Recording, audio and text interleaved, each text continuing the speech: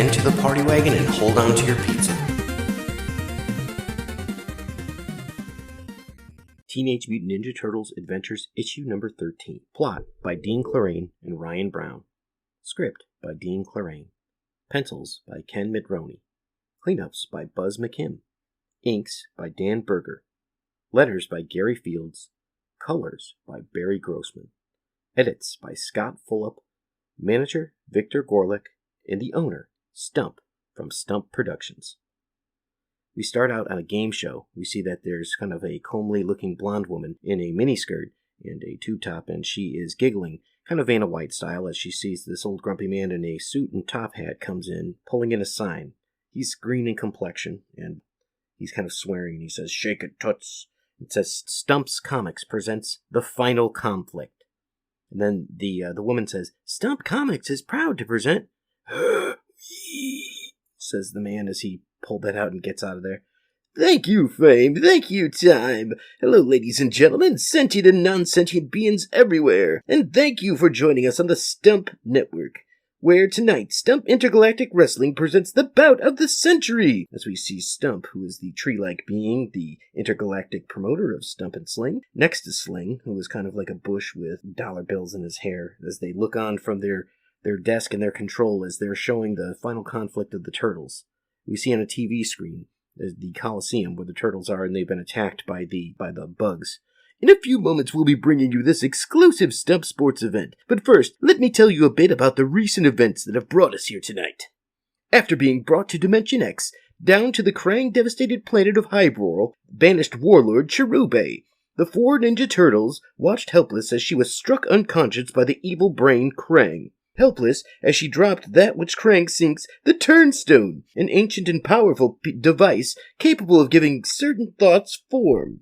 Cherube was spirited away by the Sons of Silence, enigmatic creatures of unknown intentions, wildcards of anyone's standards. Meanwhile, the Turtles set out after the fallen turnstone, as did the Shredder, Bebop, and Rocksteady. The Turtles on foot, then later modified flying footskis. Krang then sought help from the dreaded Maligna, Queen Mother race of the warrior Insectoids. She sent a dozen of her combatant children to Krang in his quest. Now there's a picture of Cuddly, who brings on Wingnut, Screwloose, Trap, and Leatherhead. It was upon learning this that I chose to take the stand in evening the odds a bit, sending Cuddly the Cowlick to aid the Turtles with delivering Wingnut and Screwloose, Leatherhead, and Trap to their side. In return, the Turtles gave me the exclusive rights to this broadcast. Mere moments later, in fact, moments ago, Maligna's warrior children arrived surrounding the Turtles and their gang. Stump presents The Final Conflict. It's a picture of Leonardo versus one of the Insectoids, and they're just standing face to face in sort of like a no-holds-barred theme, as we see presented by Stump and Sling. As president and major stockholder of Stump Transdimensional Corporation, I bring you The Final Conflict. So now we see Raphael, who's fighting with Leatherhead behind him and Trap as they're punching some of the Insectoids. They can see that there are some cameras that have, looks like duck wings or something on them. "What's with the flying cameras? Stump and Sling?" No doubt this intergalactic wrestling match you agreed to earlier," says Trap. Clang. "It doesn't matter. Trap, does any of you know what these creatures are?" asks Leo. "They're warrior children of the evil insect Maligna," says Screwloose. "Why would they be here, oh faithful Screwloose?" As one of them takes a swing at Wingnut, who then takes to the sky. "Beats me, boss. Let's say we fly above the fray." "Oh my word," says Leo, with Michelangelo on one side and Leatherhead on the other side. "Let's take 'em out." "Music to my ears, T-Rap. Name's Trap, Pelly Boy. Best get it right." Mikey hits one with the nunchucks in the face and then sidekicks one in the gut, and he goes, "I'm stoked." "And they be poked," says Leatherhead. "Their shells are awfully thick, Leo. It's hard to land a good blow," says Donatello as he swacks one with his bow staff. "I hear you, Don. My sword barely stops them," says Leo as he swipes one and knocks it off the head. "But we gotta keep trying." High above, resting on the Colosseum, we see Wingnut and Screwloose just kind of taking it easy. "Maybe we ought to search for this turnstone, eh, boss? Maybe we should look for Krang," says Wingnut, all excited. "I bet he's hiding beneath one of those skylights somewhere. Tee-hee! In your rock, faithful Screwloose. Aw, gee, boss." "So much for the fruit bed and the shrimp," says Raphael as he's punching one in the face. "Seems for everyone I knock down, two more crawl up to replace it." "Ha! I was born to do this. I was born to fight, says Leatherhead as he sweeps two of them down with his tail. As we can see that this has been broadcast on the TV of an alien race who's just watching it, and the kids are sitting in front as the parents are watching on TV. Too cool! And so it goes on and on, a whirlwind of flashing weapons amidst a slam dance of wounded air. And it goes on and on until Trap blasts at one with his laser rifle. Hey, no guns, says Leo. What? You got a problem with guns, Greenskin? As he blows the smoke off of it. The name's Leonardo, and as a matter of fact I do. Guns are not honorable. No, neither's war, Leonardo, and yet here we are fighting. Hey! How humiliating. While they were talking, two of the insectoids grabbed on and put Trap into a chokehold. Leo, in one of the coolest pieces of artwork I can recall seeing back in the day, does sort of like a split kick and knocks both of them off, just kind of leapfrogging over Trap. It's such a cool piece. Nice moves. Oblige. No problem. Just think about what I said, as they shake hands. Two of them then grab Leatherhead by his tail, and they start swinging him around, sort of in a whirlwind helicopter fashion. Then they throw him, and then he lands outside of the Colosseum. Looks like they were strong enough just to give him flight. Uh-oh, says Leatherhead as he lands on the ground. Oh no, says the alien watching. Leatherhead then looks, and to his surprise, to his left, and we can see the turnstone has landed there. Hey boss, do you hear some sort of crashing sound? I sure did, but with the other sounds approaching. Hey look! Tee, look, another faithful Screwloose. Coming right up, boss. Well, what do we have here? I think they got AP to help that Krang sent for us, says Bebop. You hear that, boss? They work for Krang. Just then, Wingnut pings a rock off the side of Shredder's helmet with a bonk. Let's take him down. Nice throwing, boss. Aw, shucks, wait till you see this. Now that's what I call using brute force. He swoops in between Bebop and Rocksteady, who are not adept enough on their footskis to get out of the way, and they actually crash into each other and then fall down. Check it out, Don. Shredder, Bebop, and Rocksteady are here too. Yeah, and it looks like Wingnut's keeping them pretty busy. Hi. Leonardo kicks one of the insectoids in the head with a whack. Radical, says the alien who's watching his TV. You are one ugly dude. I'd sure hate to see your mama, says Raph. Trap then bashes him over the head and he goes, You sure would. You better hope she doesn't show. Maligna's one tough dame, let me tell you. No one's that tough, says Raph. She's plenty bad, believe me. One of the nastiest villains Dimension X ever has to offer, as he lights up a cigar.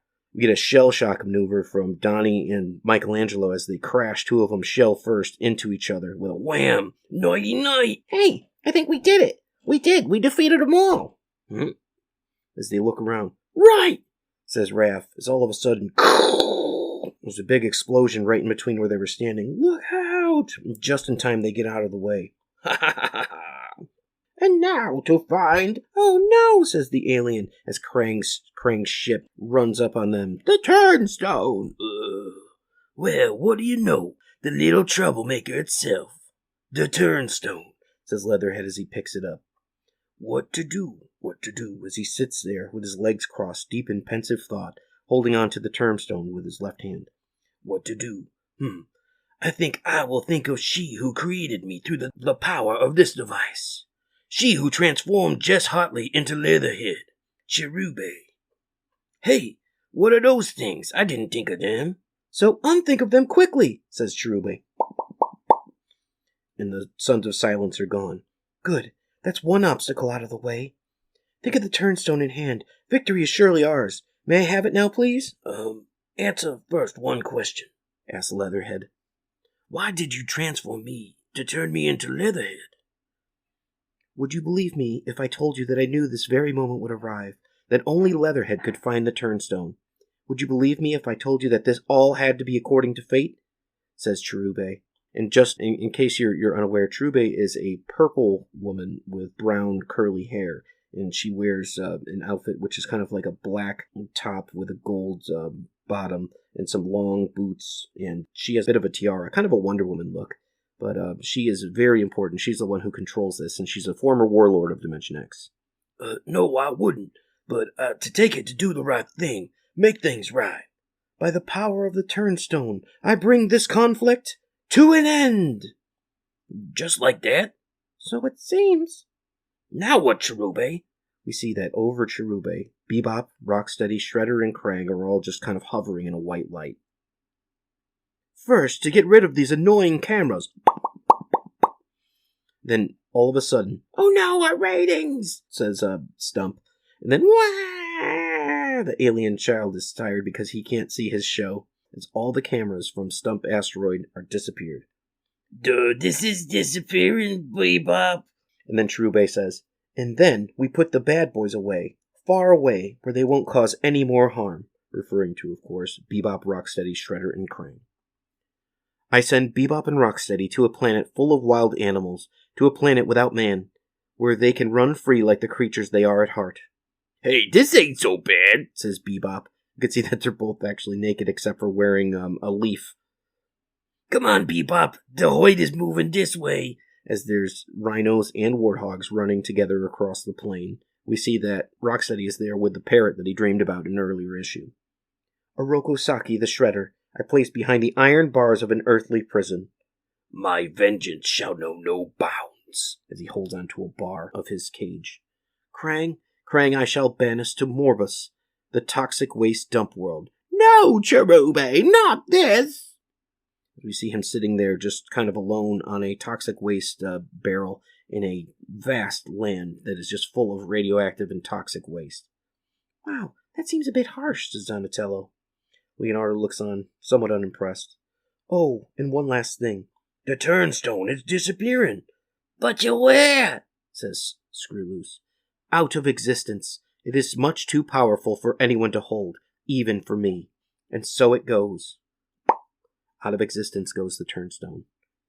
Now we focus in on the Colosseum with all the players that are still in there, and the defeated Maligna Insectoids, and the Turtles, Cherube, Trap, Wingnut, Screwloose, and Leatherhead.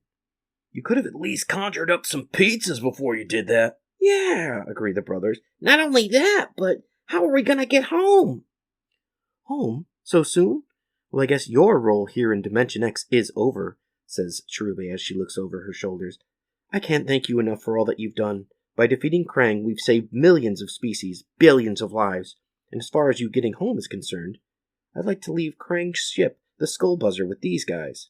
I like what I'm hearing, says Trap. And besides, there's an easier way for you boys to go home. Oh no. Greetings, everyone. Hello, Michelangelo. Hi, Cuddly. Aw, gee, I am not flying in that meatball again. I really hate this part. As Cuddly opens his mouth, the three turtle brothers look on as Raphael is just absolutely upset because he doesn't want to get slurped again, as we see Cuddly open his mouth, ready. Next issue, Patooey. Hi, this is Adam, a.k.a. Casey Jones from Casey Jones Livewire, and you're listening to Epic Tales from the Sewers. Time for a knuckle sandwich, punk. Teenage Mutant Ninja Turtles Adventures, issue number 14. Script by Dean Clarraine. Pencils by Donald Simpson.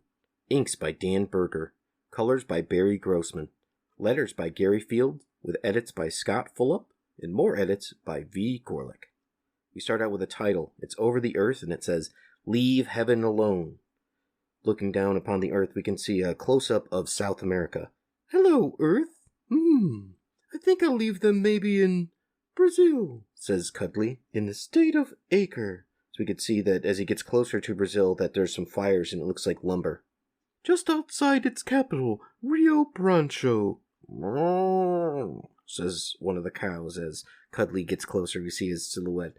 I believe there'll be some help here. Be brave, little ones, says the cow.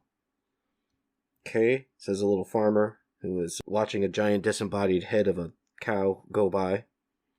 I'll leave them here at the edge, where the old world meets the new. Patooey! Yuck! I hate this pot! Yay, home at last, says Leo. The turtles come out all covered in goo. Rad! Central Park! No, Mikey, wrong continent. Judging by the vegetation and humidity, I'd say we're in the tropics, says Donatello. Space time to get going. So long, Michelangelo. Else time, turtles. You can't just leave us here. Hey, wait a minute, Cuddly, says Leo. Not in the middle of some jungle. Too late. He's gone, says Leo. No, not the jungle. Tropical rainforest. I am Jaguar, Looks like a mutant jaguar who's wearing leaves around his midsection waist and around kind of a collar. It says, "I greet you in peace," as he climbs down a tree, as jaguars are wont to do. "Then we greet you in peace as well, Jaguar. I am Leonardo, and these are my brothers, Donatello, Raphael, and Michelangelo. We are students of ninjutsu, and we are far from home." "You are Norte Americanos?" "We are Ninja Turtles. Would you mind telling us exactly where we are?" says Raph. "Sorry, my friend. We are in southwestern Brazil, some 200 kilometers from the border of But wait." His eyes go sideways as he can hear a jeep. "Los mercenarios with guns." We see a jeep approaching fast with someone with a rifle looking at Jaguar. "Come, we must run and hide," he says. "No kidding," says Donnie. "Sounds like a plan," says Raph. "Follow me, quickly and quietly." Into the reeds they go. "They have disappeared, as though they were spirits. Let us return to camp and tell the others," says a man in a white hat with dark glasses and a cigarette. Look like poachers. There's a scene of in the jungle as Jaguar leads them through. We see a giant close-up of a toucan who goes, "Woo, woo, woo, ah," as they leads them through the greenery. Donatello looks back and he sees a sloth looking kind of puzzled, with a baby sloth hanging off of her. "Do you think we've come far enough yet, Jaguar?" asks Leonardo. "See, we have arrived where I wanted to bring you. Here, to my temple." We can see it's a small pyramid of the sun looking thing with a jaguar on top with two gem eyes that look like rubies. "Once I was worshipped here. Now it is my place of refuge." "Jaguar, why did those men shoot at us?" asked Mikey. "They are violent men, and they wish to kill the spirit of this land." I'm not sure I follow." "Perhaps I should explain. There are many battles being fought over the future in this land, for the fate of this tropical rainforest. First, there are those who wish to see it left untouched. Then, there are those who wish to develop it a little bit, respecting the rights of the forest people. There are many who see its resources as a means of making a liberty, of escaping poverty. And then there are those who wish to waste it, to exploit it for, how you say, a quick buck. Men, like the ones who fired upon us today, men who would not hesitate to kill those who think otherwise. A few weeks ago, they murdered a local labor union member named Chico Mendez. He was a friend of mine. Earlier today, they kidnapped an Americano TV reporter who came to cover Chico's story. I have vowed to save the reporter tonight."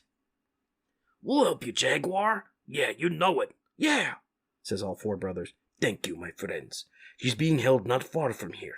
Shall we leave shortly, then? The night is complete. But first, let us take nourishment from the fruit of the jangla tree. I wonder how this would taste on a thick pan pizza, loaded down with mushroom, sausage, pepperoni, apple cores, jelly beans, and earthworms," asked Raph, as we can see that they're all eating kind of this fruit. Mikey seems to like it. "This tastes better than marshmallow-filled egg rolls." "Bueno, I think. Now, let me tell you a story about the rainforest peoples who have lived here in the region many thousands of years before the Europeans arrived." The turtles look on. We can see that there's a picture of what looks like a tribe of people, and it's a father just holding on to his son as they stand on and look at a tree that had been cut down. "The first people believed in the great circle of life. They saw the rainforest always maintained a balance. They saw the saplings always grew from the remains of the fallen giant trees. They saw how bats sipped from the sweet nectar from the night's blossoms, and watched too as their droppings fertilized the soil from which the new flowers grew." We can see that there's a, looks like a puma coming out of a tree going after, I want to say, a kinkajou. So, they watched as the fly was eaten by the tarantula, and the tarantula by the coati, who was then devoured by the puma, whose corpse always seeded the eggs of the insects and flies, and the drama began anew, again and again. They saw how the trees exhaled into the night, and how their breath came back to them in the morning rain. First people saw the life led to death, and back to life again. Thus everything connected. Thus the great circle of rainforest was born of the earth and heaven in one. "Great googly moogly," says Mike. "It is time to set out after the kidnapped reporter. It is time to rescue she who called April O'Neil." "April?" they all say. "Then you know her?" "Know her? She's our closest friend." I am sorry, I did not know." "Let us go," says the Jaguar. "Immediately. As he takes off, we can see that they're all determined on their face as they go out in their silhouettes in the darkness. They traverse through the jungle, and so they entered the near-total darkness of the tropical night. At times, the undergrowth was so thick that Leonardo had to use one of his katana blades as a machete. Whoosh! Hi! The frog seems to get out of the way. It's wearing a little hat for some reason, carving a path through the rainforest as it lived and breathed around them. Before long, Jaguar led them to the banks of the upper Piraeus River. The moon rose and cast its light around them. They saw freshwater dolphins playing beneath the stars. They are called botu. Cool, says Mikey. Soon they reached the outskirts of the camp of the kidnappers. We see April is kind of sleeping. She's tied up and bound near some sleeping folks, and one of them is watching guard with his rifle. And there's a fire. Raphael, sneak up on the guard and try to knock him out. Raph does just that. He bonks him in the side of the head as the man with the rifle passes out. Leo sneaks up behind April. April, wake up. Oh my God, am I ever glad to see you guys. Not so fast, chica. Throw down your weapons, monsters. Where is the other one? As three of them look on with guns as they're trying to take out the turtles. The one that looked like a gato. For Chico Mendez! As he hops out of the tree and jumps and tackles one of them with rifles, knocking him down. For the Botu, says Donatello. And that's... Wait, listen. He's got a giant chainsaw and he attacks Donatello. Don, watch out! I see him. My bow! That was a gift from Master Splinter. Jerk! As he cuts his bow in half, Donnie reacts with a kick right to his face, knocking him unconscious. And the chainsaw is then just stuck out of the ground over all the unconscious men. That's the last of them, says Raph as all of them look on with now saved April, who starts to cry. I don't believe it. April, what's wrong? I didn't think I'd ever see you guys again. I'm so happy I'm crying, as they all embrace. Jaguar's on the outside, just kind of looking on. He seems to take off. Our new friend is crying too. What's his name? Jaguar. Jaguar, why do you cry? I cried for Chico Mendez. He was my friend. I miss him. But I cry too because when I sniff the air, I smell a distant fire. A reminder that we lose 50 acres of rainforest every minute. Every minute! I cry because I know all of the life within the rainforest. All of the little lives. Innocents. They die as the rainforests die. It's a picture of all kinds of wildlife here, from hummingbirds and flowers and exotic birds and butterflies to tapirs. The innocents that die in the rainforests. April, my friends, at times I can only cry, because I know there is nothing else I can do. As the turtles look on with tears in their eyes, too. April tries to comfort him, as does Mikey.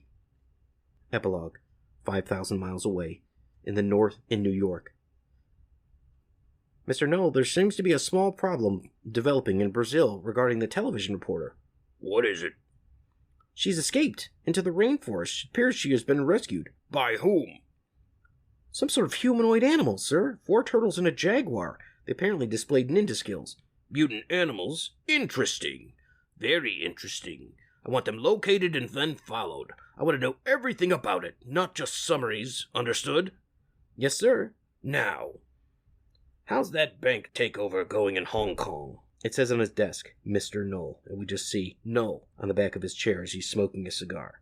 Next issue, Dreadmon. Teenage Mutant Ninja Turtles Adventures, issue 15. It says, Ryan Brown and Dean Clorane present The Howling of Distant Shadows. Script by Dean Clorane. Pencils by Ken Mitroni. Inks by Dan Berger. Colors by Barry Grossman. Letters by Gary Fields with edits by Scott Fulop. Manager Victor Gorlick. Cleanups Buzz McKim. We could see that the turtles, Jaguar and April, are on a river raft that is made of some tied together logs as they seem to be navigating down the river that they were on. We see from the journal of April O'Neil. It was like being within someone else's body. The river, the trees, the birds, the animals, of such harmony of movement from everything nourishing everything else, was life itself. And here, for several weeks, we were a part of it. After turning my kidnappers over to what passes for the authorities down here, I rejoined the turtles and our new friend, Jaguar, who's now guiding us on our river journey down the Purus and the Amazon rivers. At each bend, monkeys shrieked and scampered at our approach. Exotic birds flew past the kaleidoscope of flashing colors. Jaguar has taught us to live off the land. He treats the wild earth as it's a kind of flesh. I'm sorry, my friends, but I must take your life so that we may go on living. As he stabs through a fish in the river, living off it in such a way as it would not wound it. And now I shall make you a fish stew with Brazil nuts, avocados, and wild mint. Now that's what I call a bonehead, Mike says, looking at the fish. One day we actually ate locusts and wild honey. Yipe! As Leonardo runs away with Jaguar, trying to steal the honeycomb from the bees. At night we sleep peacefully along the river's edge, or shared stories and thoughts beneath the stars of the southern constellations. The others don't trust Cuddly, but I do. I mean, he knew that April was here and that she needed us. See, and say he works for 2 talking trees? Yeah, from a different dimension. Caramba, such wonders of the universe holds. This morning we drank bromeliad tea, flavored with coconut shells, from which we drank. Sure wish I had some cereal, says Mike. Imagine one day one may imagine the wilderness as a shrine, and think of this journey as a pilgrimage. Raph, who has taken off the majority of his black costume now, only wears the pants. Yeah, well, see, these may be other pilgrims. Uh-oh. As we could see that there's an indigenous tribe that looks on in their canoes, as they could see April, Jaguar, and the 4 turtles sitting there on the raft. An old woman speaks in a language that no one except for Jaguar seems to understand. Ah, she speaks the forest language, he replies back, as they do, and then they're on their way with an escort. So what's the scoop? She wishes for us to be guests at supper tonight. At supper or as supper? Who is she? Asked April. She is Pelochana. She is their leader, the elder. They are the Kopaku. It is of good fortune that you are 4 tortugas. That you turtles, the Kopaku, believe the world is an island born on the back of a great turtle. From here on we go inland. Let us hide the raft and walk the rest of the way to their village. I can't imagine the bugs and weeds that will be subjected to at this meal. Gee, I wonder if there's a pizza shack at their village. Heads up, brothers. She speaks. This is where they live. As we see a beautiful waterfall with a rainbow behind it, and it's just an absolutely beautiful, resplendent view. Awesome, says Donatello. Up there? No, not up there. In here. In the cave underneath. Through that cave. And into the center of Taputi. The what? Taputi. I've read about these. They're sandstone mesas that were formed with the same forces of South America and from Africa. Millions of years ago. As they head into the cave and it's dark. Even the air smells thick, old, and primal. We've reached the other side.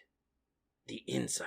What? Look, dinosaurs. That's not possible. Why shouldn't it be? Why, no one's ever messed with this place. The 3-foot-long plesiosaurs basking in the sunlight? Amazing! As you can see, actual dinosaurs in this land. So it looks like there's some plesiosaurs, as he mentioned, which are webbed and finned dinosaurs that lived in the water, just resting on the beach. Amazing! Sunset came early to this hidden world of the Taputi. Upon reaching the Compactu village in the Plaseco, they had us sit around a central fire, where she told us the Compactu current events. Jaguar acted as a translator. It seems that several moons ago a strange new creature appeared, the Taputi, Lobo, a wolf, but wolf that was also a man. Every night since they have given it food, and set out upon that distant carving stone. Yesterday, several pirate miners came into the village with boom deads, with guns, and they took many young men off the village as slaves. Her people are powerless against such weapons. She seeks the help of us and the sons of the Great Turtle. Of you, of us. Of course, us. Hey, lady, no problem. What would she like us to do? Asked Leonardo. She knows where the miners are, and... Uh-oh, look! We can see the silhouette of the werewolf off and just above the moon. It's gone. God. First dinosaurs, now werewolves. I think I liked it better in Dimension X, says Leo. Paseco says be calm. It only wants its food. We see a close-up of what looks like the wolf, who has a gold earring, some skulls in its hair, and a big shaggy brown mane, a dark black ear with a dark black face with some fangs. Food, huh? I don't blame it. What kind of food is it anyway? a bed of lupine blossoms, overripe juncala fruit, upon which sits a pate of marinated monkey bladder. Ugh, gross, says April. Would there happen to be any leftovers? As we could see our first shot that we really get to see of Dreadmon the wolf. Oh boy! As he looks on to all his food, and you can see again, just now he's got kind of a gray body with brown patches of fur on his arms and long claws. He's wearing what looks like a kilt and a kind of a belt that's brown with a black sort of like A shirt. As he digs into the entrails and all the fruit, and he goes, "That be good stuff, man." As he runs off. "Now I be gone." As he takes off with a whoosh. It disappeared in an instant silent blur of darkness. Within the darkness, a few minutes later, Pelacheka resumed the topics of the pirate miners and gave us directions to the distant putti that they raise. And soon, too, they were gone, watched over by the moon's one good eye. Led on by Jaguar, we can see the turtles are going and Dreadmon seems to be following them. Before long, we spotted a glow in the distance, and what we saw next, what was forever burned into my mind. Santa Sangre! As they all look on, it seems like a giant mining camp full of slaves. Looks absolutely terrible. "Freeze! Put up your hands!" Gun barrel pops out of the weeds. Mike, he's alone. On my word, whip nunchuck at his head. "Now, turn around real slow like." "Now, brother." Whoop. As he hits him. "Nice, Mikey." "What about the gun? Would you feel safer carrying it?" "Yes," says April. "Then carry it, but be careful with it. There are still 4 guards remaining. We need a plan." "Shuriken?" asked Leo. "All right. Now how about we aim for their feet?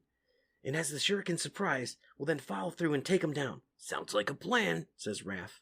Donnie holding on. "Okay, from left to right. Choose your man relative to our positions to one another. Got it? On my word. Aim to release." "Huh? Oof, what the? Ah! Bonsai!" "Now let's do the rest." As all 5 of them attack, including April, who jumped in holding their shotgun. Michelangelo takes one out with a kick to the face, knocking him down. April actually busts one in the face with a gun over the shell of Raphael. "Now say goodnight," as it knocks it down. Then Donatello, who had been using a new staff, says, "I don't believe it," as he breaks the staff off of the new wood on top of one of their heads. "Tough break, Don," says Leo. "Capucci!" As Jaguar speaks to all the... "That's enough, pussycat," says one of the guys who holds a gun directly to the head of Jaguar. "Lay down your weapons or the kitty here gets it." "Whoa!" As Raph reacts to it. Whoosh! As a speedster just seems to go by that he can't quite identify because he's going so fast, that just knocks the man unconscious, knocks the gun out of his hand, saving Jaguar. "You owe me, mon." "Si," says Jaguar. "Gracias, friend. Now let's get these kopakis together and get them back to their village before the guards rearm themselves." An onlooker looks at them through binoculars. "Interesting. They've been joined by the Wolfman and completely ruined this operation. Mr. Knoll will not be pleased with this. Not at all. Patch me through to Mr. Knoll." As someone who looks kind of like the stranger from a Clint Eastwood movie is on a cellular phone. "Knoll here. It's the kid, sir. I got some news about that TV reporter and her strange friends." "What is it?" "They've busted up your Tempui mining business and freed the, laborers, and then they've been joined by some sort of wolfman. Confound it. See the guards salvage whatever jewels and minerals they can, and I'll see what we can do from this end. And you, stay on the trails of those mutants." We still see Null, with Null on the back of his chair smoking that cigar. "And see what motivates them," says Null. Back in the jungle. "Pelacheka cannot thank you enough for saving her people. She offers this staff as a token of the Kopoi, and says thanks and praise. She says it's as old as the Tepui itself." She hints it to Donatello. "I hope I'm saying this right," who responds in the language of the forest, assuming it's a thank you. "She'd like to know more about our new friend here," it says to Dread. "My name is Dreadmon. My tail is long, and my belly be empty. Hey, mon, ask her if there's any of the pate left." Yeah, ask her if she's got any Brazil nuts or avocados or locust," says Mikey. "What a place." April finishes her monologue with, "What a place." Next, dredging the ocean blue, as Donatello, with his new staff, starts to do a kata in front of 3 plesiosaurs. Next issue, issue 16. It's pizza time.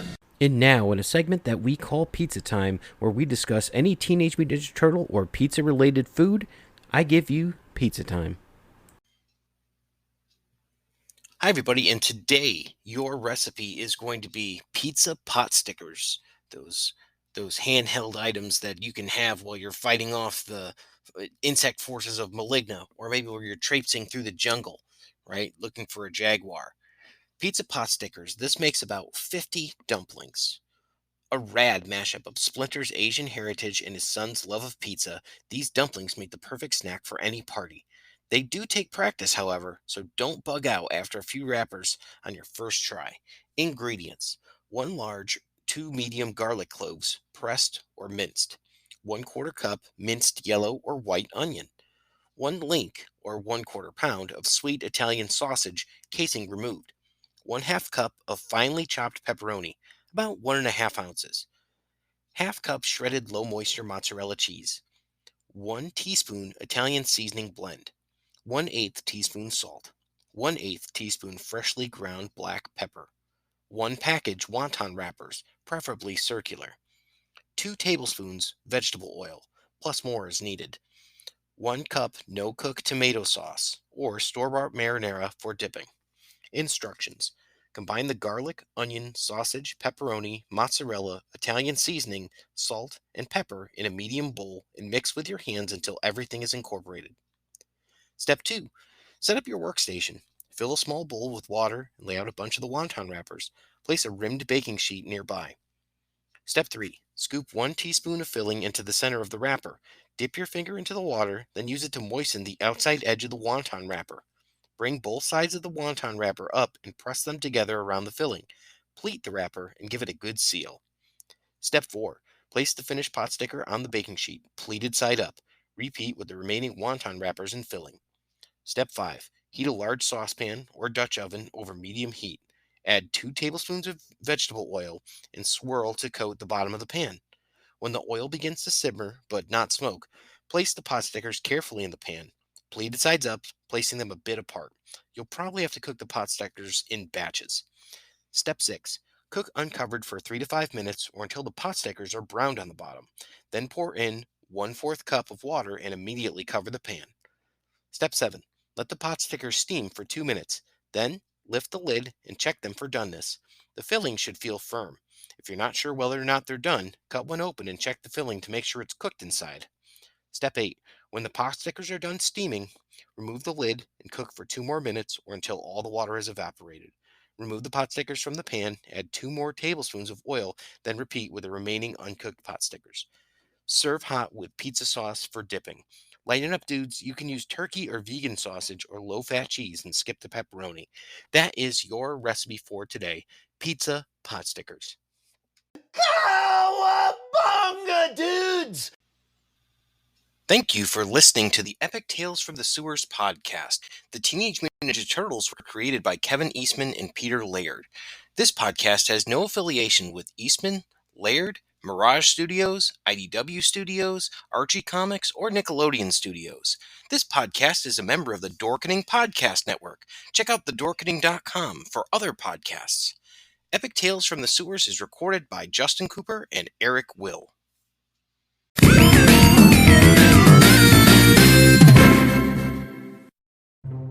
Everyone thinks because you're a zombie, you don't know good coffee. Well, they're wrong. We have very active lifestyles. It's not all wandering the countryside aimlessly or scaring passing motorists. And we all love a good cup of joe. And there's only one brew that gets my seal of approval. Deadly Grounds coffee is my guilty pleasure. Bold, robust, delicious. It's coffee that can wake the dead. With over a dozen different roasts and flavors, Deadly Grounds can satisfy the most finicky of coffee addicts. The aroma is so intoxicating. It brings all of my neighbors out of the woodwork. Deadly Grounds coffee.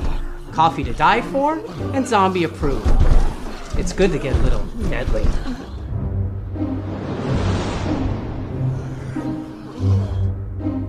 Use the front door! Oh, there's so disgusting.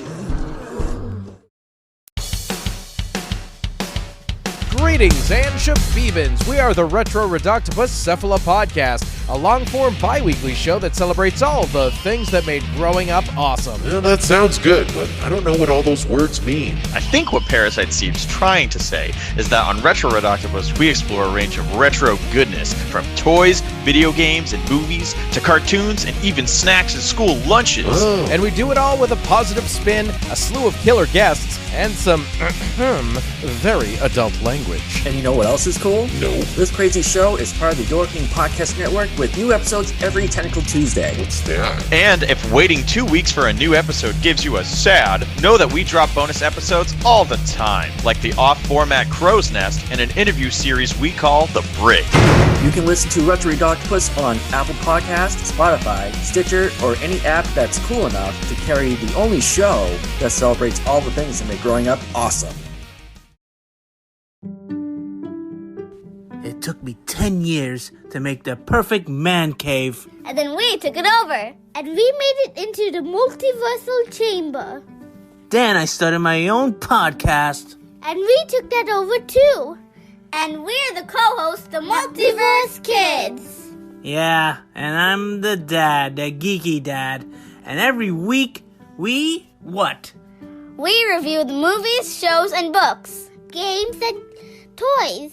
Yeah, and sometimes we even have a special guest. So, join us every week on the Geeky Dad Podcast. Do you like gaming? You know, this game would be better if it was a battle royale. Do you like technology? I bet this tech would work better if it was a battle royale. Do you like movies, TV shows, and everything else that me and Nate can't agree on? The Last Jedi was easily the best Star Wars film I have ever seen. That is the dumbest thing I've ever heard in my entire life. Everybody in this room is stupid now because of you. Talking Gaming and Tech is a bi-weekly podcast where we cover the latest, greatest in gaming and tech. Now part of the Dorking Podcast Network. Talking Gaming and Tech is a podcast produced by Tech Prime Media. You can find us on YouTube and all other social media platforms. You can find Talking Gaming and Tech on Apple Podcasts or wherever else you get your podcasts from. This podcast is filmed live. If you want to check us out while we're filming live, remember to follow links on social media and your comment might be read on air.